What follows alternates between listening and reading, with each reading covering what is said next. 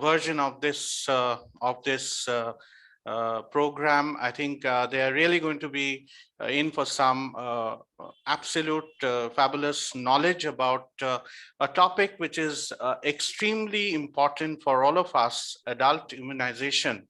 So, Dr. Shubhrajyoti Bhaumik is a medical graduate from Calcutta University with a gold medal in gynecology and obstetrics. He completed his MD in pharmacology from IPGMENR, Kolkata, and has over 14 years of experience in the field of clinical research, pharmacovigilance, and medication management in hospitals. He has a postgraduate diploma in clinical endocrinology and diabetes from the Royal College of Physicians, UK. He has a certification in clinical research, administration, and project management from the Stanford University, USA, and in patient safety from the Johns Hopkins University, USA.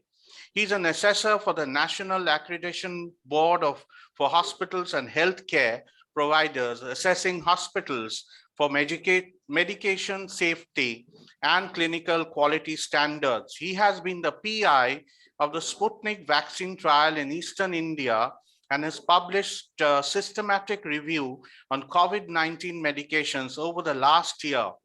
He's a qualified NABH assessor for Ethics Committee Accreditation Program in India and is associated with 4 other hospital ethics committees as a member. He has completed fellowship in healthcare quality from the International Society for Quality in Healthcare from Ireland. He's the first Indian doctor to be awarded the prestigious Lucian Leap Patient Safety Fellowship by ISQA for 2019. He has been conferred the honorary lecturer position at the Institute of Clinical Sciences, University of Birmingham, UK, for his contribution to clinical research and healthcare quality. He has a considerable experience in training and conducting workshops on clinical trial methodology, research ethics, evidence-based medicine, and biostatistics. He has a number of publications to his credit and has also authored a chapter on regulations governing clinical trial in the book Fundamentals of Clinical Trial and Research. He has been awarded the UK SATE Oration Award for the Best Clinical Pharmacology Paper by the Indian Pharmacological Society in 2009. He has recently been awarded with the Clinical Research Excellence Award 2021 by the Confederation of Indian Universities in September 21. He has been awarded as the most promising healthcare professional in patient safety by the Asian African Chamber of Commerce and Industry in 2018. He has been awarded the Young Quality Achiever Award by the Consortium of Accredited Healthcare Organizations, India, for 2019. Dr. Bhaumik has been invited as a subject expert in pharmacology in the WHO-sponsored MBBS MD DM curriculum national review meeting. He is a peer reviewer for prestigious international journals like Annals of Medicine, Drug Safety, British Journal of Clinical Pharmacology, and CNS Drugs. He is a former visiting faculty and examiner for the Clinical Research and Pharmacovigilance Certificate course at the Jadavpur University. He has worked at the Stanford University School of Medicine as a senior clinical research associate from 2015 to 2017 and has finished certification in biostatistics, evidence-based medicine, and medical writing from the Stanford University.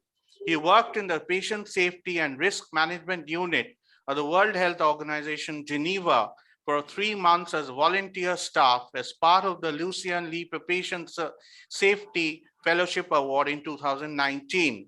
He's a consultant digital health programs at Macaut, West Bengal, which is a state technology university.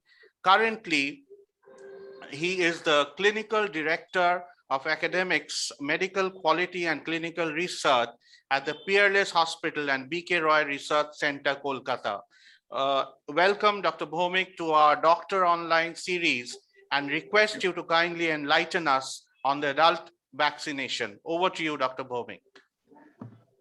Thank you, Mr. Roy, for that warm introduction. And thank you to all the Rotarians for this opportunity, especially to President Das, who's present herself, and all the other esteemed members. So without wasting much time, let me share my slide. And I think today's, Mr. Roy, this says that host has visible participant screen sharing. So I would request you to give me the screen sharing option. Yeah, I think Bandana, you can do that. You can make him a co-host. Yeah.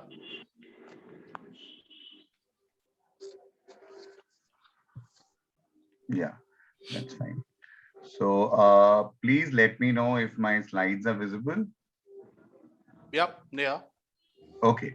So good evening, ladies and gentlemen. And today I'm not going to make a scientific presentation because I understand I'm talking to very learned people, but then they are not from the medical community. So adult immunization, I think pandemic, COVID-19 pandemic has done a lot of bad things in our life. But one thing which has what the COVID-19 pandemic has done is highlighted the importance of vaccines.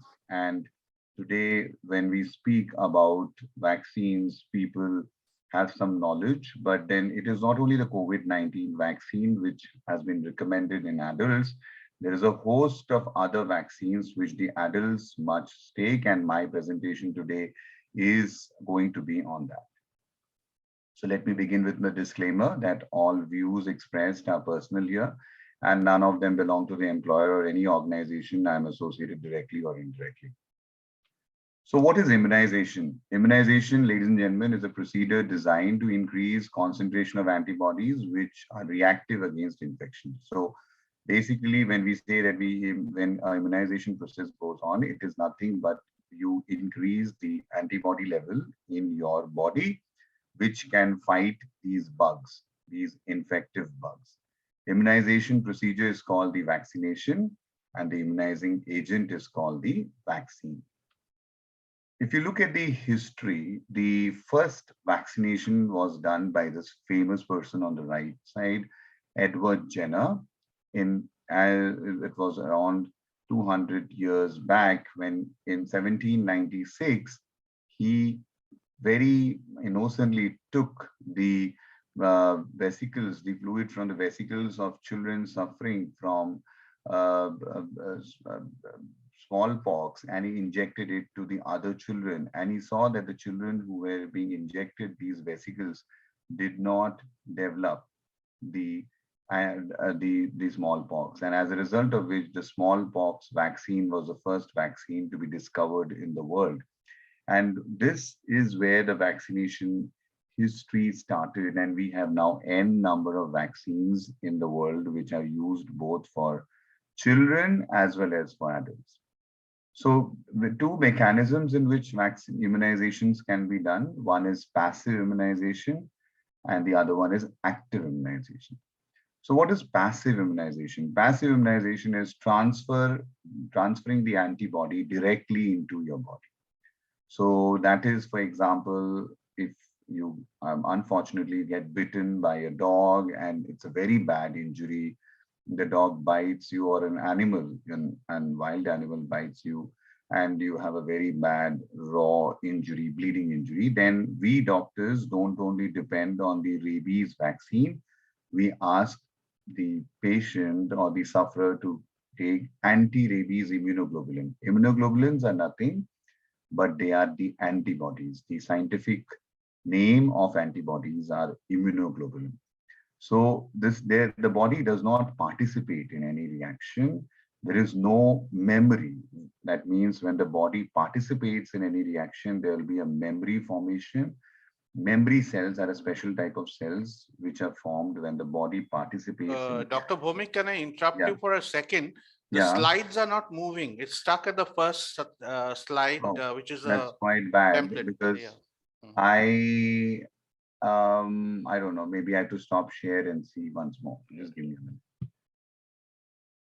minute. What's happening? Can you see my slides, please? Yeah, on the first slide, adult immunization, the first, Does this move now? no, not really. So No? I think you have to click the slideshow, Yeah. yeah, now it's I, moved. Now it's moved. Yeah, did it move? yeah, it has moved. Yeah. So the first Okay. disclaimer. Okay, disclaimer. Okay. So I've already mentioned the disclaimer. Yeah, And are you able to see the immunization slide? The not next yet. one? Not yet. I think looks like a lag phase happening. Yeah. Is it moved to the next slide? No, it hasn't. Oh, I don't know, the Zoom Yeah, now sometimes. it's moved. Now it's moved. Okay, Yeah. so there's definitely a lag phase Yeah, happening. yeah. Okay, so just, So maybe you can carry on with your slide and we can yeah, listen to you. Yeah, yeah. Let me just see. Maybe I have to, once I move, I let you. yeah. Now it's moved to the- the third slide. okay, great. So immunization procedures called so are you able to see Edward Jenner? No. Okay. Interestingly, then there is a lag phase. Yeah, yeah.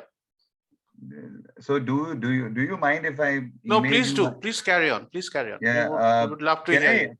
can I email you my slides and you can show it? Yeah, From I can send it across to all and yeah, you can carry on with your, yeah, I'll do that. Because it doesn't go. So let me just yeah. stop share. And can I just straight away email you my slides? That would be good. Okay. And can you focus it from your end? Will that be possible? Let me check. Let me check. That would be good, but I don't know why this is Oh, happening. I can't minimize my screen because I'm recording it. So Okay. Can that's I a send it to there's anybody else?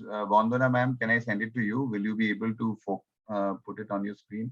You're muted actually. I can't hear you. I'll try. Yeah. Just share it. I think because it happens sometimes. I'll just see once more. Share the screen.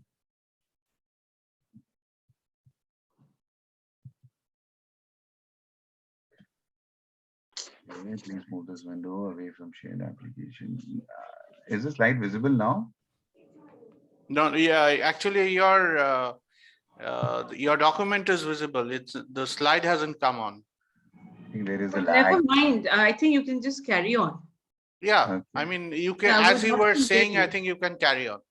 Right. We will hear you and we'll later on we will transfer Okay. the Okay, so the slides are still not visible, is it? No, not really. That's interesting. Okay, no problem. Then I'll go ahead and Yes. then, yeah. Please do.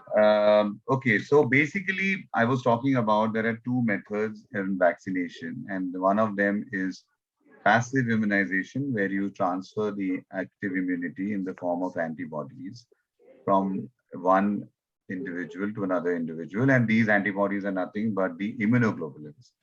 And the passive, it is called passive because the body actively does not participate, and as a result of which there is no memory cells which are formed. And on the other hand, you have what is known as the active immunization, where exactly I'll give the example of COVID-19 vaccine, where all of you have received either Covishield, Covaxin, or Sputnik, where a small dose of the COVID vaccine was given, a foreign organism or a protein in the non-infective form was injected in your body, and the body reacted to it, and the body's white blood cell have produced the antibodies which are immunoglobulin, and they also have memory cells in them. So the commonest example would be the COVID-19 vaccine, also the tetanus vaccine, which we commonly take. So why do adults require vaccination? This is the question which we need to ask ourselves.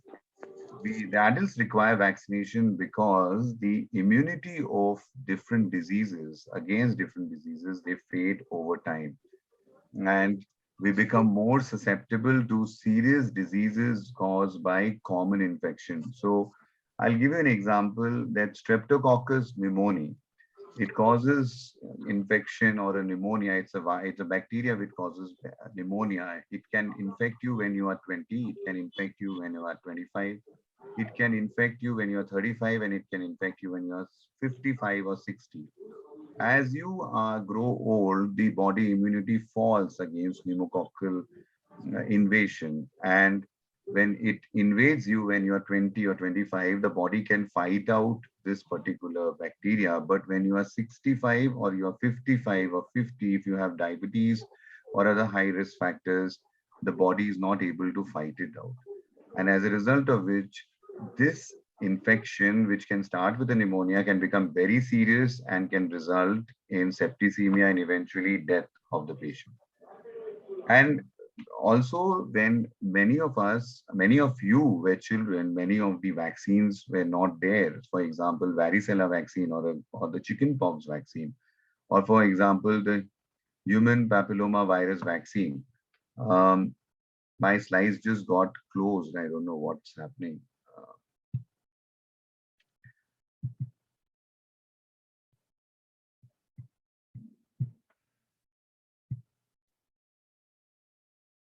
Yeah, it can be seen. Yeah.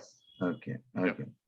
So the children, so I was mentioning that some of you might not have got vaccinated with some of the, again, some of the diseases ever. For example, I gave the varicella, and newer vaccines were not available when you were children, so you did not get that vaccine. So that's more and more essential that you as an adult should receive some vaccine. What are the adult vaccines which are recommended in India? This is the list starting from the Tdap, which is the tetanus, diphtheria, pertussis vaccine, the MMR vaccine, influenza vaccine, very commonly taken by elderly people, pneumococcal vaccine, hepatitis B, hepatitis A, varicella, also again known as the chickenpox vaccine. In the women, the human papilloma virus vaccine, cervical cancer, it's one of the commonest cancer in the females. So human papilloma virus vaccine, this vaccine has been shown to prevent cervical cancer. Cervix is part of the uterus. Cervix is actually part of the uterus. Meningococcal vaccine and herpes zoster vaccine.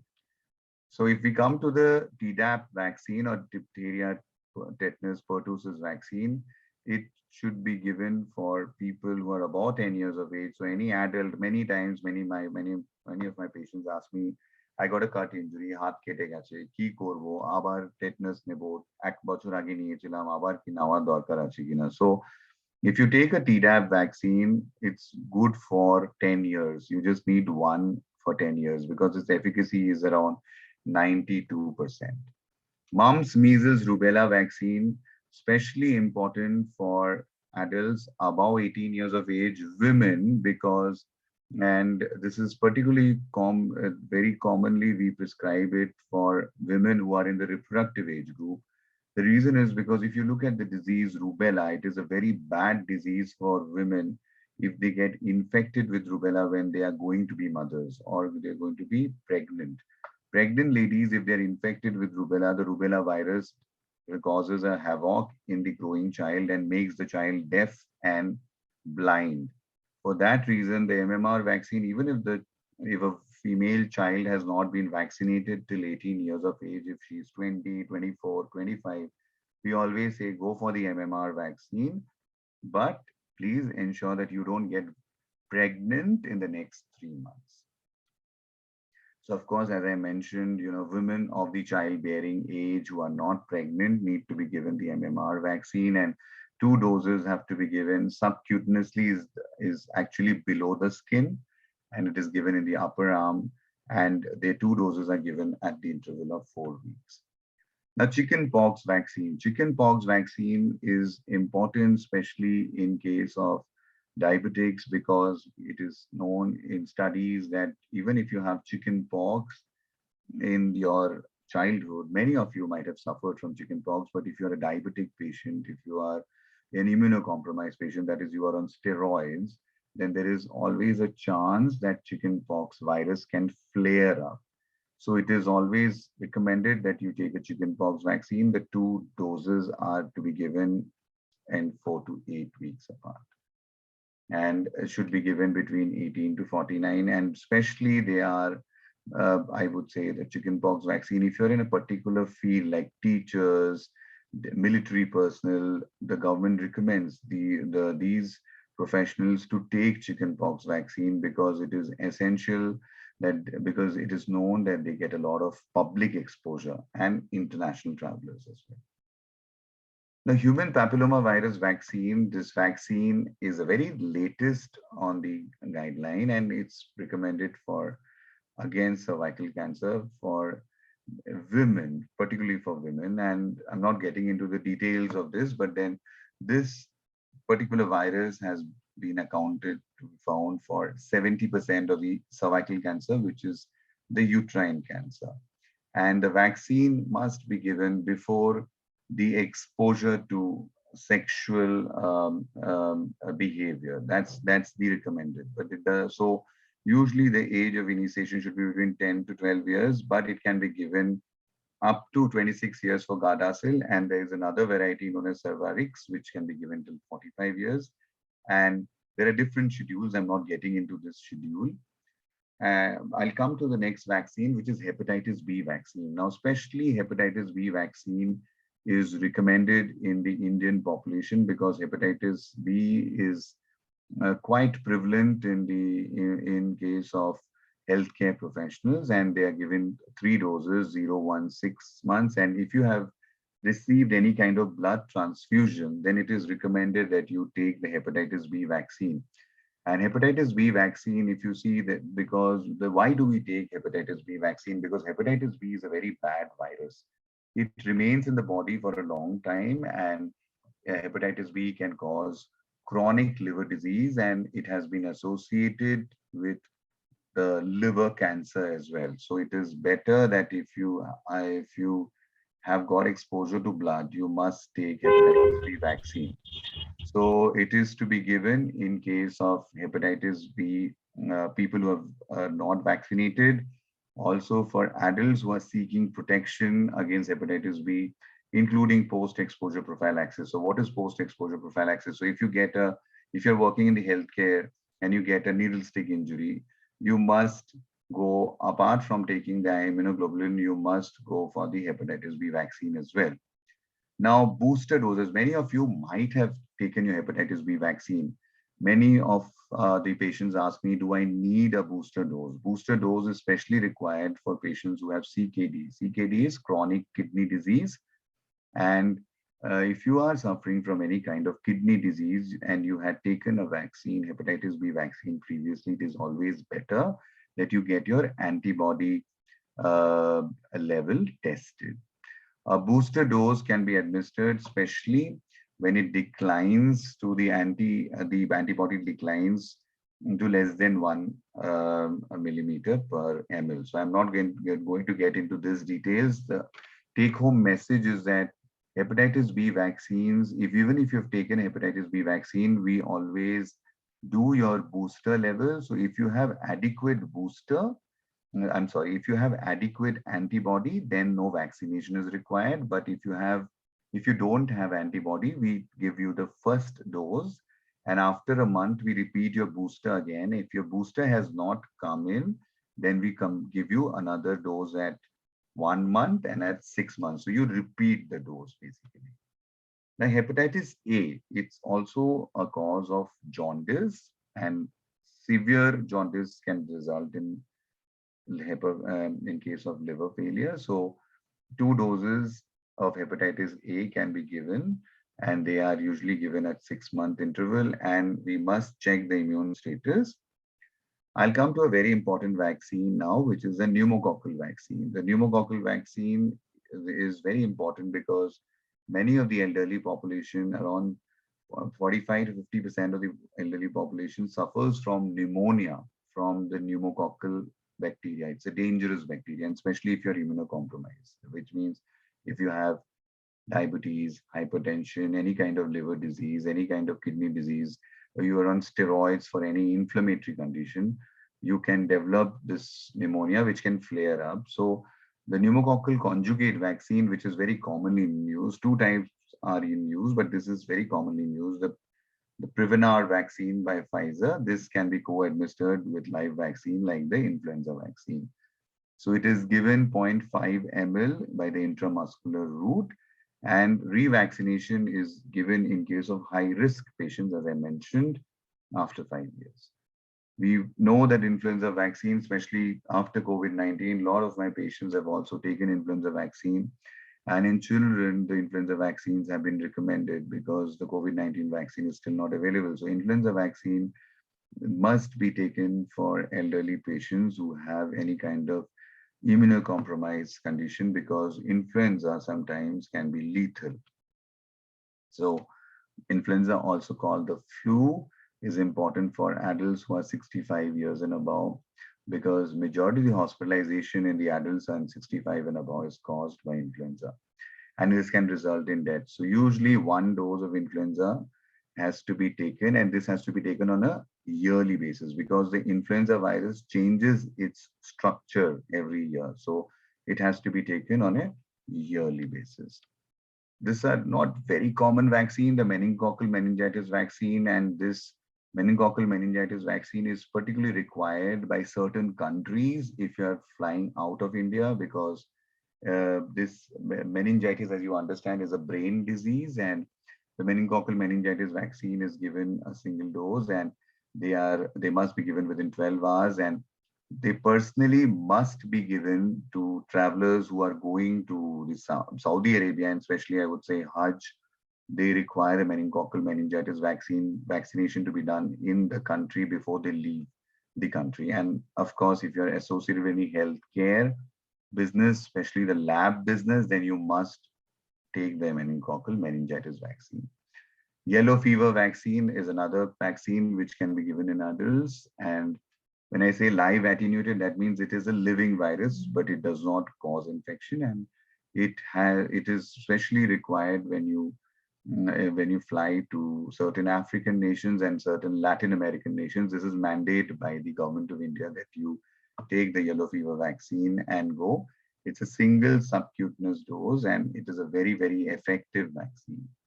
Rabies vaccine, of course, it is given post-exposure, and rabies vaccine, honestly speaking, now has been taken care. It's not being used so commonly. Rabies immunoglobulin is being used now. And you of course have the typhoid vaccine for which you can take, and the BCG tuberculosis vaccine. So this is what the government of India or the Indian guidelines mention. As I mentioned, diphtheria, pertussis, tetanus, if you take DTaP once in 10 years is sufficient. Human papillomavirus, any woman who is going to be sexually active before 26 years of age, they take 3 doses.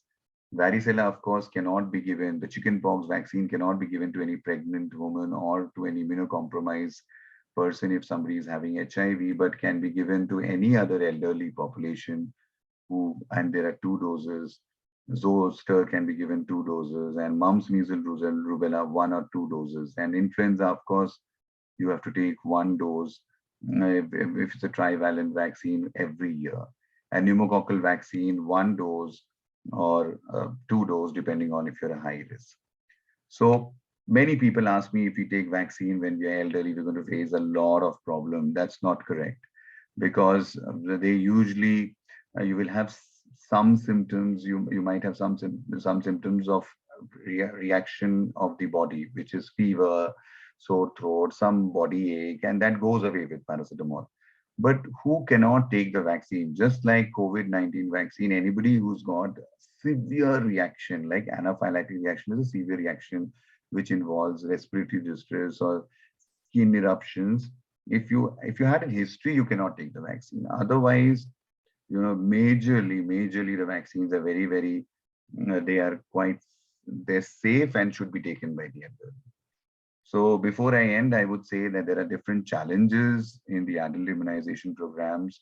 One of it is that the Indian government has still not made it mandatory as per the Indian public vaccination program, because there is inadequate funding by the government. The government is not ready to fund this because for them, the focus still lies with the children vaccination program in India.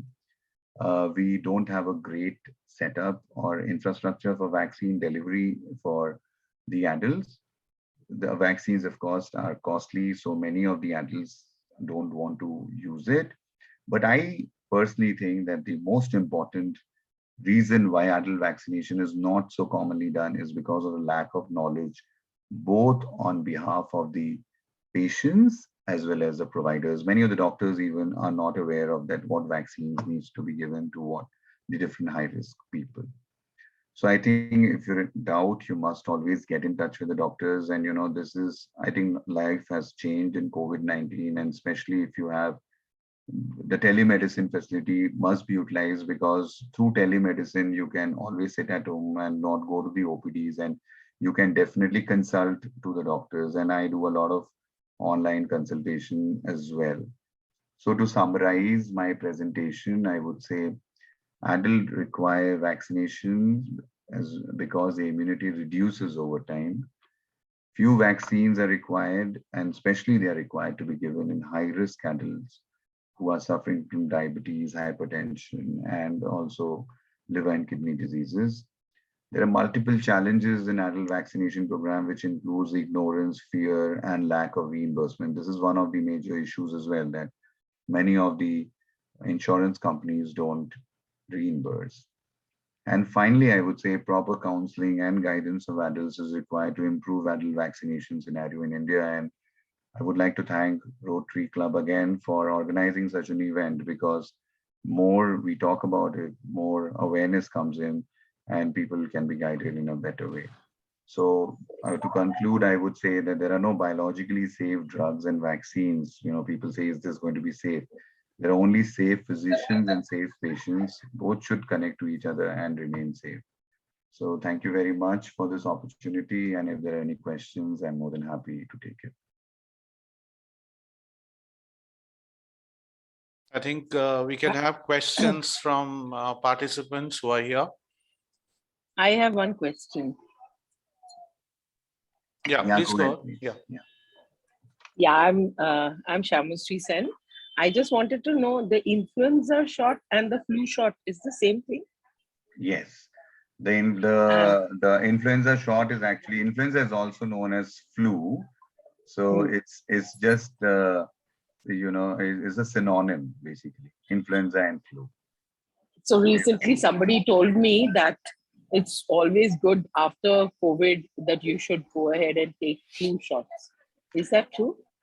So honestly, there are no evidence or literature on that COVID vaccine should be followed by the influenza vaccine, but there is literature that COVID vaccine should be followed by pneumococcal vaccine, because when a virus infects you, it reduces your immunity, and there is a tendency by the bacteria to invade you. Basically, if you see, majority of the patients who have died in COVID pneumonia did not die because of COVID. They died due to secondary complications. And the complications were, one of the complications was that they had secondary bacterial pneumonia.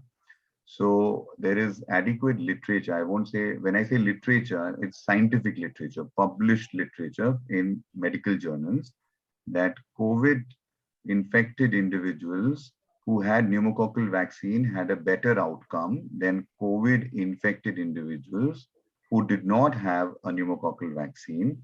And hence it was recommended that pneumococcal vaccine should be added to the elderly after COVID vaccination. There is no literature, unfortunately, at least I am not aware of, that COVID vaccination should be followed by influenza vaccination. But because there are two different diseases altogether. So many people say that influenza vaccine will protect against COVID vaccine. That thought process is also not correct. That's not correct. Thank you. So like I was asymptomatic COVID patient. This was in the month of October, but I've got my 2 shots. However, I did not take the other one, that pneumococcal one. So is there any way that I should have it? Because my first shot was in March and the second one was in April. In those days, it was that window. Yeah, so I would definitely say that you must go ahead and have your pneumococcal vaccine. I know it's not a platform to ask about your personal history, but I'll really ask. I'm diabetic. I wanted to ask you that. So if you're diabetic, you must take your pneumococcal vaccine. Don't delay it, please. Thank Because you. Thank you so much. diabetics are 6 to 7 times more vulnerable to develop pneumonia than the general population, because their lymphocytes or their white blood cells have decreased activity against bacteria. So it is better that you have extra fighting capacity in your body with the help of vaccine. Thank you so much, doctor. You're welcome.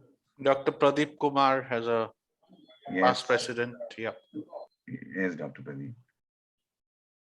You're muted, sir. Can you You're unmute muted. You yourself? have to unmute You're muted. yourself.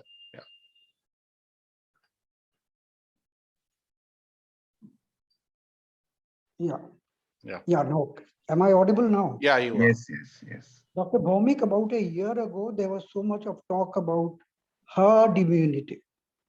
How far are we from it? After having so much of talk of vaccines, single dose, double dose, now triple dose, etc., are we anywhere near the herd immunity in our country? So, sir, there's not a straight answer to that question. Let me put this and let me try and answer it this way. Herd immunity, according to the literature or according to the public health specialists, they say that at least 80% of a certain population should be infected or vaccinated. That means antibodies should be present in the 80% of the population, so that the chain of transmission breaks.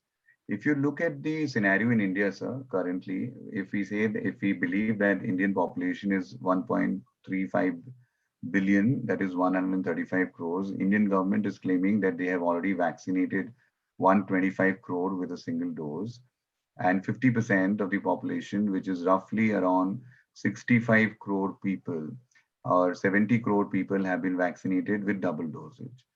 So single dosage, sir, it will not add to the herd immunity. If we are looking at the herd immunity, we must look at the double dosage. So around 70%, around 50% of our population has got double dosage. Now we have also got a lot of infections. We have our population has suffered a lot of infection also, but the official figure is not more than 2 crores. So if we add that 70 plus 2, 72 crores, out of 140 crores, sir, if we say that, then we are roughly around hovering around 50 to 51%. And if we really aim at 70%, so we are still 18 or 19% of our population has to get infected or vaccinated more for the herd immunity to come in. So at this point of time, I'm sure that we are not having the herd immunity, but having said that, we are very fastly progressing towards the herd immunity. So I think by February, March, if we complete 70 or 75% of our double vaccination, India will be looking at the herd immunity very, very soon. Right. Thank you. Welcome. I have a question, Dr. Bhaumik, before. I think we have a few more raised hands also, if I'm not mistaken. Yeah, I see the Mr. Anand Sharma raising his Anand hand. Sharma. Anandji, Yeah. please go ahead. I'll ask the last question. So please go ahead. Good evening, and thank you very much for the nice information you have provided us, Dr. Subhrajyoti. I wanted to ask whether there is any test to find out the immunity level, and what is the name of that test, and does that test cover the immunity against all the disease and all the bacteria, or it has to be a specific level for a specific bacteria? So, sir, you have already given the answer in your question that I was afraid of that.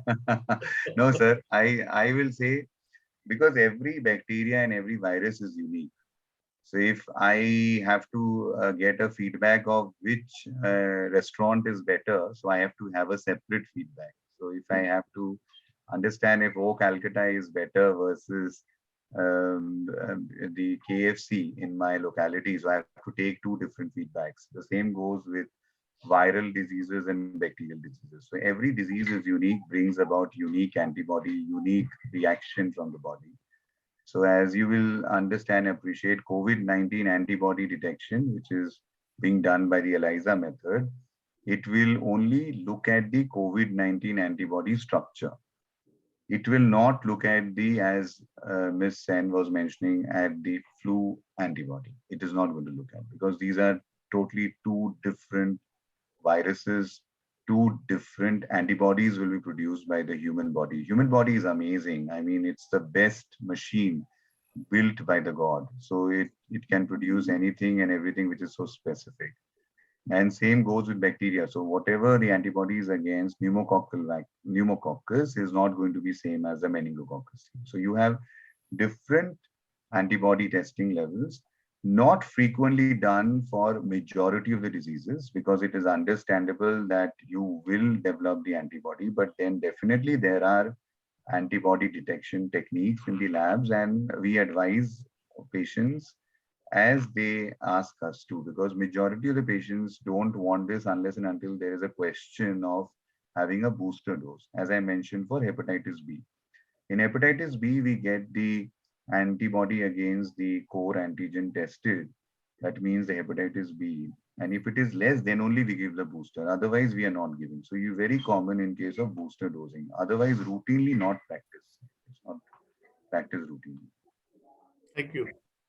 Thank you very much. So any more questions coming in? Yeah. So I have a question before anybody else puts one forth.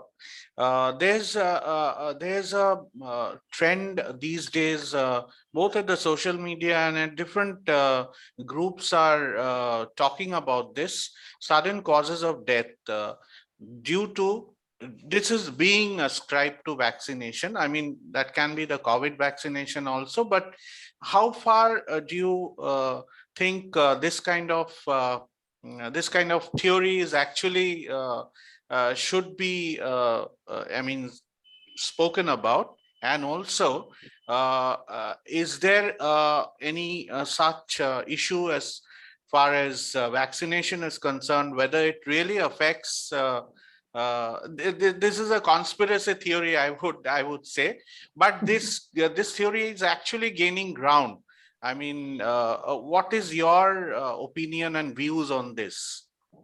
See, I'll tell you, all of us who are attending this program have got our vaccines, isn't it? Yeah, we have. Yeah. How many of us have died? I want to ask this. How many of our people we know have died? Well, some have. I Some mean, have. sudden But not deaths. after. Yeah. Not after, not immediately. So Not. if you take a vaccine and you die, then I think we need to find out what is known as a temporal association before we jump into conclusion that, you know, there's a cause and effect relationship. So there is a methodology in which we introduce a checklist to understand that if there were any other risk factors for this patient. So if I'm a cardiac failure patient and I'm very anxious, I know that the vaccine, I don't want to take the vaccine, but my family pushes me and I take the vaccine. I'm so scared that, you know, COVID infection will be because of the vaccine. I might die of a heart attack because I had a cardiac failure. So, I mean, I can't really blame the vaccine for it. So the government of India has actually released the vaccination status till 30th November. And they, out of 125 crore vaccination which has been given, serious adverse events have been less than 1%. So every vaccine will have some kind of a side effect. And let me tell you, every medication has. The medication like amoxicillin, which we take when we have pain in the throat, or azithral, I'm taking the name of the brand, azithromycin. Shobai bole gola ব্যথা হয়েছে, আমি একটা azithromycin খেয়ে নিয়েছি. So do you know that azithromycin can result in your pancreas being sloughed off? There can be acute pancreatitis. The pancreas can fall off from your body. You know, you may die because of that. But how many of us have suffered from it? We've been taking left, right, center azithromycin. So basically, when we look at the safety of vaccine, we look at holistically. The denominator becomes very important. I understand there'll be some unfortunate people who will be warned, and that's the reason the history of the patient becomes very important. If you had any experience of an anaphylactic shock or anaphylactic reactions before, you should not take the vaccine. You should consult your doctor. And then accordingly, you have medicines which can lower down your hypersensitivity and take the vaccine. But I would say, if I look at the statistics of people who have not been vaccinated and they have died in group 1 versus people who have been vaccinated and they have died, if we look at a statistical analysis between group 1 and group 2, group 1 is way more than group 2. There are much more people in the world and in this country who have died without taking the vaccine than people who have died with taking the vaccine. So the risk benefit ratio is in favor of taking the vaccine. So I would say we must take the vaccine. And there is an anti-vaccine lobby every time, every time any vaccine comes out in the market, there is an anti-lobby. And polio vaccine was supposedly told that it will lower the reproductive potential of certain True. sections in the True. society, but that is totally bullshit. I mean, we should believe in science and not get carried away by WhatsApp universities. That would be my take Yeah. on this. I think Aritro Chaudhary has a question for you. Yeah. Very good evening, everyone. So, Dr. Bhomik, the question is actually in regards to that this is almost like 2 years that we are in a lockdown situation. We have already adapted to work from home kind of situations where the MNCs also are adapting to permanent work from home or a ternary kind of work from home.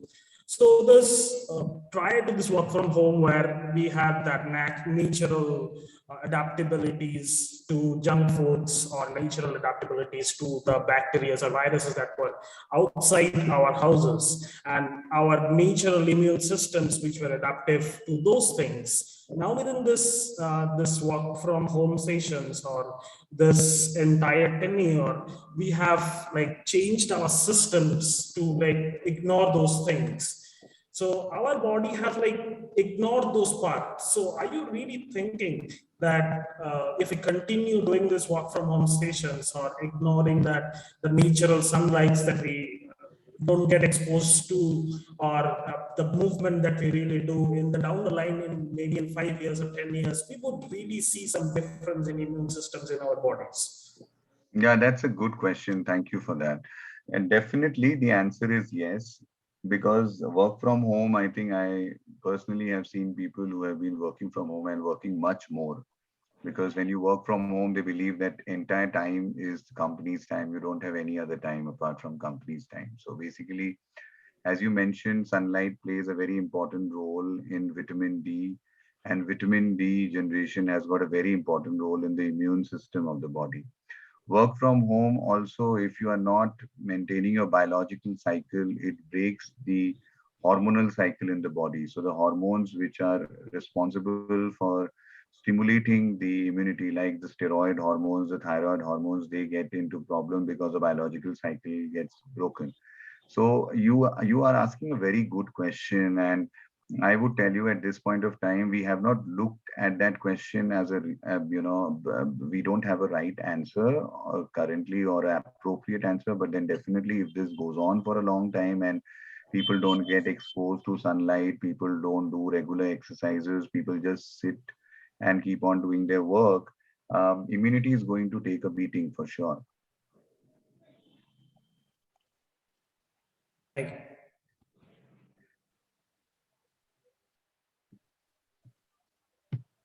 Do any more questions? I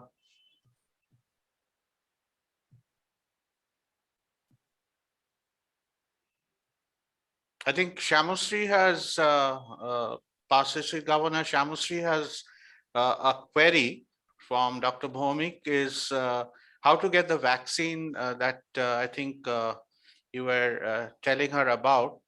It's So she can get in touch with me. I think perfect. I've given my contact and Yeah. coordinates. I'll be sharing it with all of Yeah, us. Yeah, absolutely, and I Yeah. can arrange that for everyone. It can be delivered at home. You don't need to come to the hospital as well. We have Wonderful. people who can go and vaccinate. Yes, Doctor, I just wanted to say that I also take insulin. So is it Yeah. okay? yes, yes, It's yes, okay for absolutely, me to take the injection. absolutely, absolutely. It is. So thank you. It was a wonderful evening. I'm sitting in Bangalore with a whole lot of relatives. but I hid myself in a balcony and I was listening to you because this was so absorbing. Thank So you so many things much. we don't know. And I It think was before wonderful. moving on to the formal expression of gratitude, I would like to assure Dr. Bhomik that Rotarians are big advocates of vaccination. So that was a devil's advocate that I had actually put through. Past District Governor Shyamasi Sen is leading the polio vaccination part in Eastern India and rest of parts of India. And we as a And Rotary Nepal. and Nepal. And we as a Rotary Club and a Rotary organization, we are spearheading the vaccination campaign as far as polio and anything else. And I think today's discussion is, I think, an eye opener for many of us that we can actually advocate vaccination for adults in other areas of health issues. I'm sure our president and past district governor and all the Rotarians present here will agree with me. Yes. Yeah, so Dr. Bhomik, we have another project coming up with all of you, and I think we will take the lead. Our club will take the lead, and we will be in constant touch with you to take Thank you forward so this. much. Yeah. Thank you. Before Thank you this for. meeting ends, may I just butt in and Yes. ask Dr. Bhomik, is there any light at the end of the tunnel? So, I mean, any oral vaccination for COVID in the horizon? Yes, absolutely. Great question, sir. Thank you for saying that. I believe we have a lot of light because not only vaccine, there are a lot of medications which are there. So just for the awareness, I would say we have a nasal vaccine which has entered the phase 2 clinical trials in India. It's an indigenous vaccine by Bharat Biotech again. It will change the way how the vaccination process is happening right now, making it very cumbersome. So that is great. You asked a great question about oral vaccine. NICED in Kolkata is working with one of the pharma companies, and they are working on an oral vaccine. And yes, it is understandable that that will be working. It has to go through different phases of clinical trials. So right now, too early to comment whether it will be successful or not.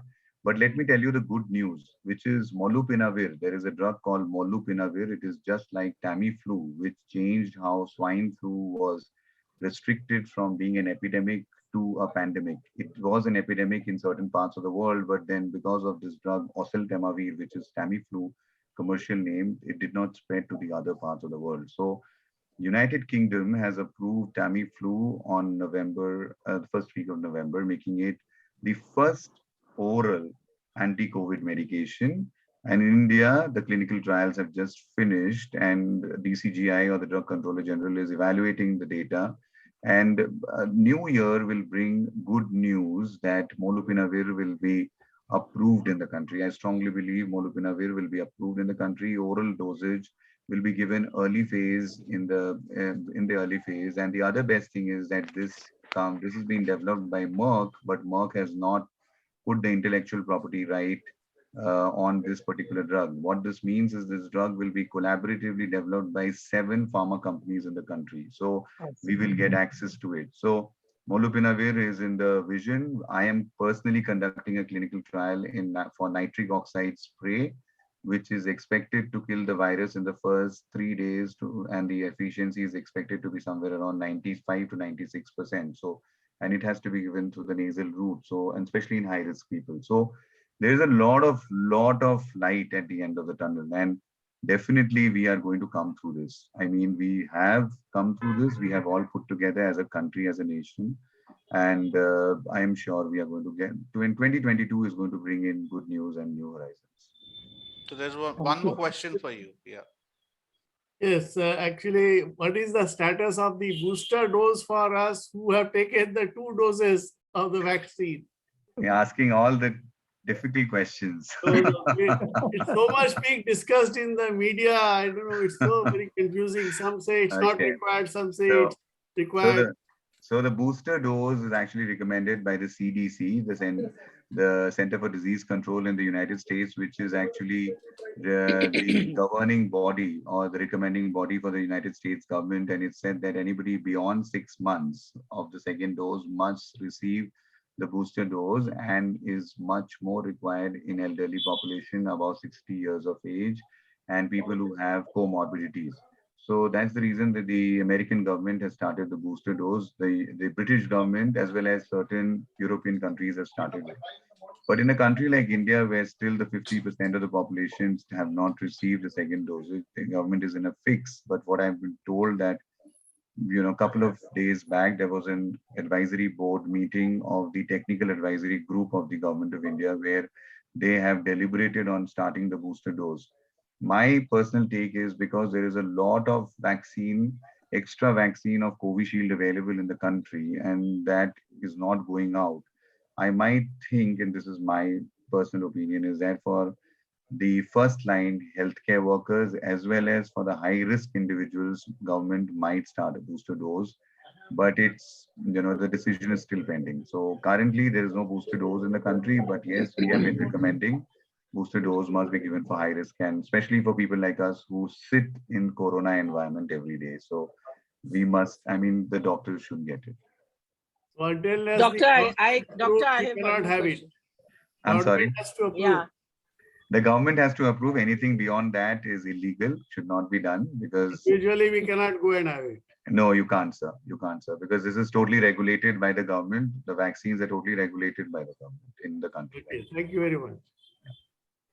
Doctor, my daughter is only 31 and Yeah. she's already got her booster dose in US. Yes. So has her husband, who's similar age. And that also in America, they got one single dose of Johnson & Johnson.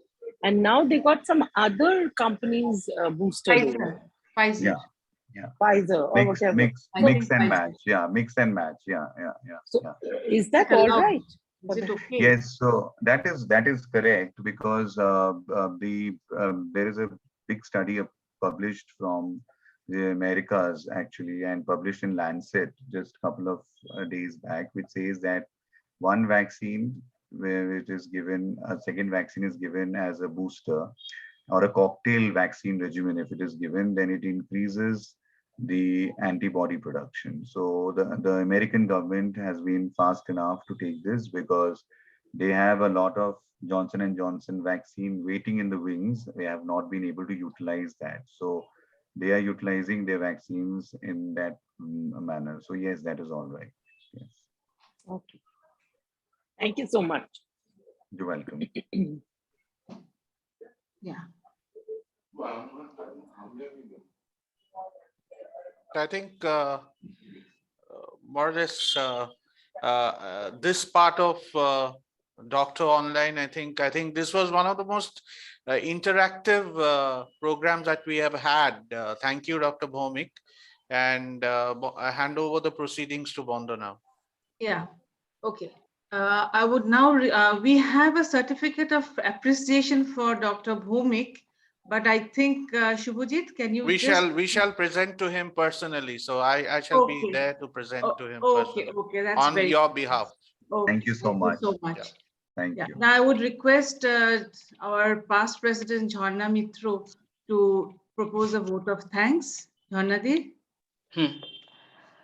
আচ্ছা প্রথমে বলি doctor Subhrajit ভৌমিককে metro Subhrajyoti. সিটির পক্ষ থেকে Subhrajyoti. হ্যাঁ Shubhrajyoti Bhomik. হ্যাঁ Subhrajyoti ভৌমিককে metro সিটির পক্ষ থেকে আমাদের শুভেচ্ছা জানাচ্ছি, হৈমন্তিক শুভেচ্ছা। বাইরে একটু ঠান্ডা ঠান্ডা ভাব আছে, কিন্তু ভেতরে ওনাকে এতগুলো বইয়ের মাঝখানে বসিয়ে যে ছবিটা দেখতে পাচ্ছি, আমার সেটা প্রথমে খুব ভালো লাগলো এবং ভয়ও করলো যে এত বইয়ের মাঝখানে যে ডাক্তারবাবু বসে আছেন তার জ্ঞান তো অনেক। যাই হোক, আমরা একজন বিদগ্ধ এবং প্রাজ্ঞ মানুষের সংস্পর্শে এতক্ষণ সময় কাটালাম, কিন্তু সত্যি কথা বলতে কি ব্যাপারটা তো একটু খটোমটো, বুঝেছি কিন্তু বুঝি নাই। আপনি যথেষ্টভাবে বুঝিয়েছেন এবং এফেক্ট গুলো আমাদের মধ্যে কিছু এসেছে। তবে আমার মনে হয় আপনার এই বক্তব্যটা যদি আর একদিন আমরা শুনতে পেতাম, আর একটু বেশি সময় নিয়ে, আমরা ভালো করে হয়তো বুঝতে পারতাম।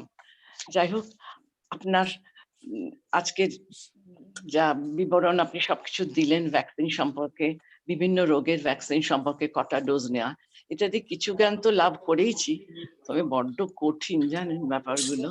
যাই হোক, আপনি আবার আসবেন, মেট্রো সিটির নিশ্চয়ই পক্ষ থেকে আপনাকে আমন্ত্রণ জানালাম। নমস্কার। নিশ্চয়ই, থ্যাংক ইউ। আর আপনি সত্যি কথা বলেছেন, তার জন্য আমি আপনার মানে সাধুবাদ জানাচ্ছি। কেন কি এটা আমাদের অনেক ডাক্তারদেরই বুঝতে ডিফিকাল্টি হয়।